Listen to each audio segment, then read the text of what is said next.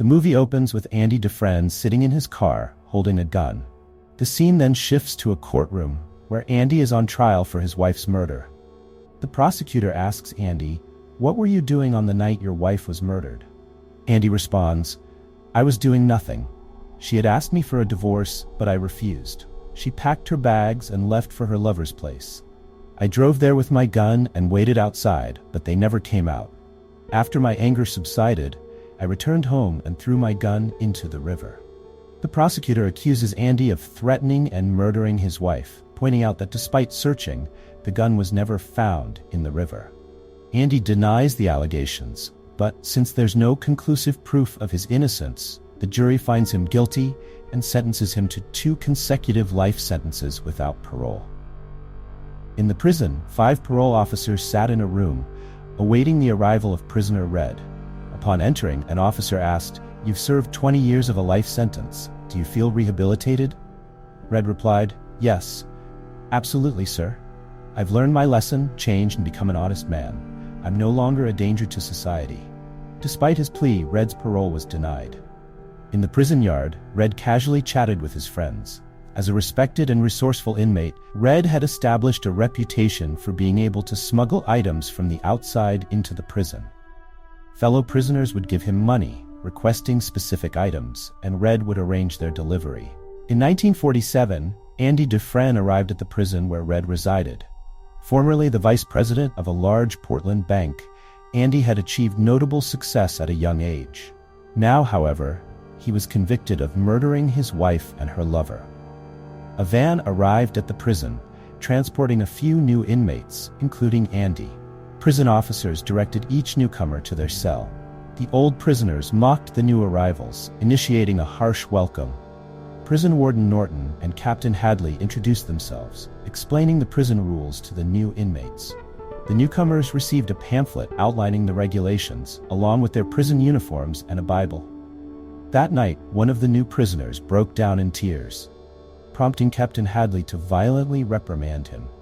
The next morning, all prisoners assembled in the dining hall for breakfast. Andy ate alongside the veteran inmates and discovered a worm in his food. An elderly prisoner, noticing the worm, took it from Andy and fed it to his small bird, Jake. In the yard, another prisoner, Bob, began harassing Andy, displaying overtly aggressive and flirtatious behavior. Andy, seeking refuge, initiated a conversation with Red on the playground. Andy requested a small hammer in exchange for his expensive watch, and Red agreed, cautioning Andy to beware of Bob.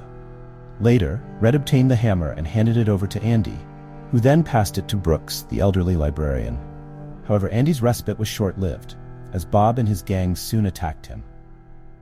In 1949, Warden Norton announced an outside work project, inviting prisoner volunteers. Despite hundreds of inmates expressing interest, only those recommended by Red were selected. Red's influence within the prison was unparalleled.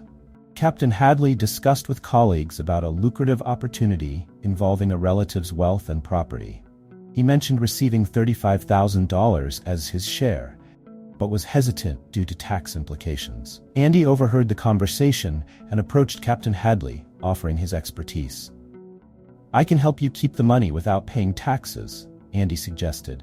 "Simply transfer the funds to your wife's name, and I'll prepare the necessary income tax documents. You won't have to pay taxes, and instead, you can treat our friends to drinks." On the final day of the outside work project, Captain Hadley arranged for beer for all the workers. The prisoners were stunned and grateful to Andy for his ingenuity. They enjoyed their drinks on the rooftop, and Andy's popularity soared among both prisoners and guards. Andy's strategic move earned him valuable friendships and alliances within the prison, paving the way for future opportunities. One evening, prisoners gathered to watch a movie. Andy turned to Red and said, "You can bring anything into the prison, right? I want a poster of Rita Hayworth." Red replied, "Yes, I can arrange it, but it'll take a few weeks."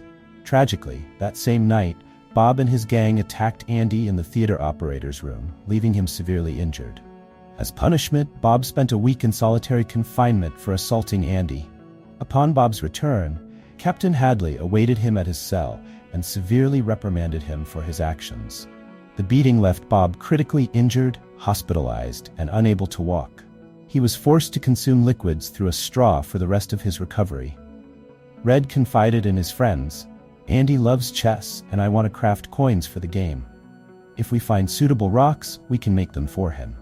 Red and his friends searched for small rocks and by the weekend, collected enough.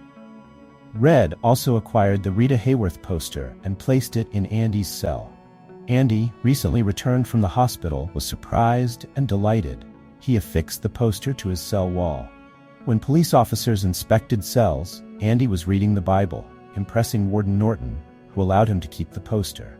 Days later, Warden Norton assigned Andy to work in the library, where Brooks, the elderly librarian, warmly welcomed him. Brooks had dedicated over 40 years to maintaining the prison's library. Captain Hadley introduced Andy to another officer, who also sought Andy's expertise for tax return services, including handling his illicit funds. Andy agreed, and soon he was preparing tax returns for all prison officers, including Warden Norton. Andy involved Red in the document work, seeking his assistance. Meanwhile, Librarian Brooks received news of his impending release after serving over 50 years. Distraught, he confided in Andy about his fears of adapting to life outside. Andy reassured him, and Brooks was eventually released.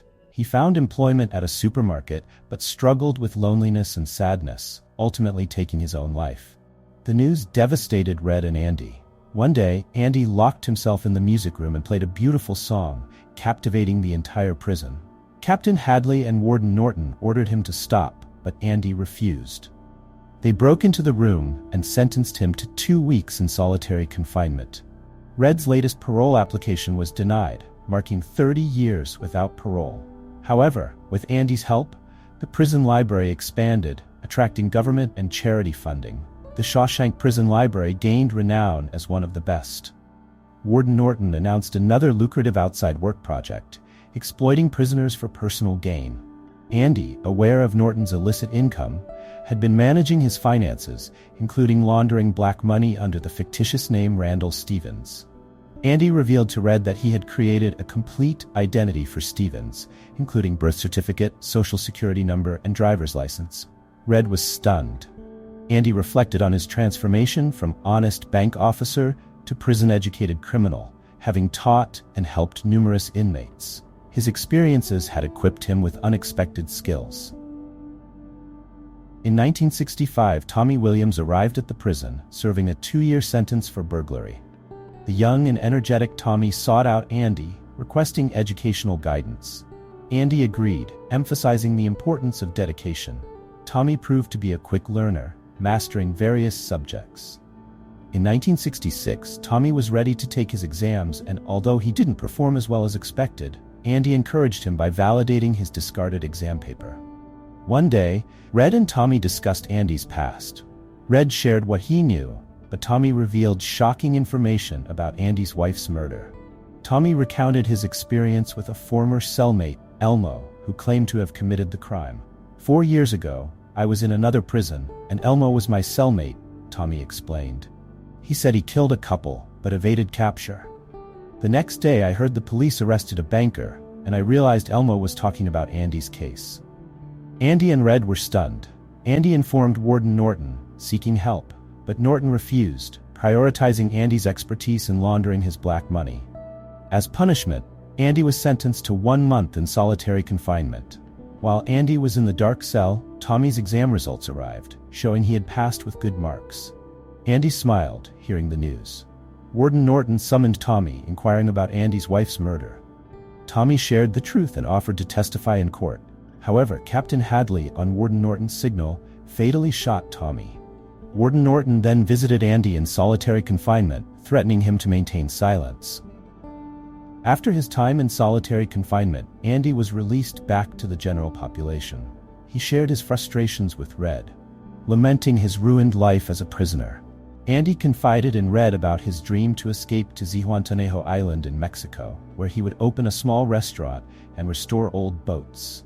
"I want to spend my final days there," Andy said wistfully. He then instructed Red, "When you're released, go to Buxton, find the oak tree with rocks nearby, and you'll find something special waiting for you." Red agreed. Andy completed Warden Norton's paperwork, and as usual, the warden gave Andy his clothes and shoes to clean. Unbeknownst to the authorities, Andy had been planning his escape. That night, Red couldn't sleep, worried about Andy. The next morning, prison officers conducted their routine check and discovered Andy missing. The emergency alarm sounded, and Warden Norton and Captain Hadley rushed to Andy's cell, perplexed. How did he escape, they wondered. Warden Norton questioned Red, but he genuinely knew nothing.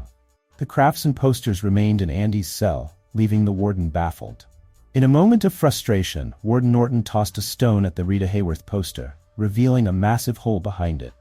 It was then clear Andy had escaped in 1966. Unbeknownst to the prison authorities, Andy's passion for geology had led him to study the prison walls. While everyone thought he was crafting chessboard coins at night, Andy was digging a tunnel behind the poster. Each day, under the guise of walking in the yard, Andy would spread the excavated soil, avoiding suspicion. After Tommy's tragic death, Andy decided to escape immediately, putting his carefully laid plans into action. Andy polished Warden Norton's shoes, cleaned his suit, and took them with him as he made his escape. On a rainy day, he crawled through the hole he had created and navigated a 500-yard-long pipe, breaking through the wastewater tank pipe during a thunderclap to mask the sound. After 19 years of imprisonment, Andy finally achieved freedom. The next day, a mysterious individual, known only on paper, walked into a national bank, armed with documents to withdraw funds deposited under the fictitious name Randall Stevens, which was actually Warden Norton's black money. Andy withdrew $370,000 and sent evidence of the prison officers' illicit activities to the press. He then visited various banks, withdrawing all funds deposited by Warden Norton under the Randall Stevens alias. As the news of Shawshank Prison's corruption broke, higher authorities arrived, arresting Captain Hadley and searching for Warden Norton, who, trapped and desperate, locked himself in his room and took his own life.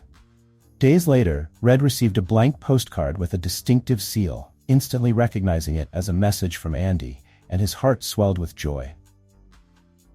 Red appeared before the parole board, a familiar ritual after 40 years of applications.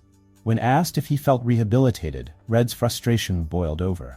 "Sir, I've been applying for parole for 40 years, seeing many officers come and go. Yet your questions and my answers remain the same. Just reject my parole. I don't want to waste my time," he said, his emotions raw. Surprisingly, a young officer approved his parole, and Red was finally released after 4 decades of imprisonment. He found work at a supermarket and moved into a room identical to Brooks, but felt profoundly lonely and uncertain. Remembering Andy's instructions, Red decided to visit the designated location. There, he found the landmarks Andy described, rocks and an oak tree, and discovered a buried box containing money and a letter revealing Andy's whereabouts. Defying parole restrictions, Red traveled out of state to reunite with Andy, prioritizing their friendship over potential consequences. Ultimately, the two friends were reunited and lived out their days together, free and happy.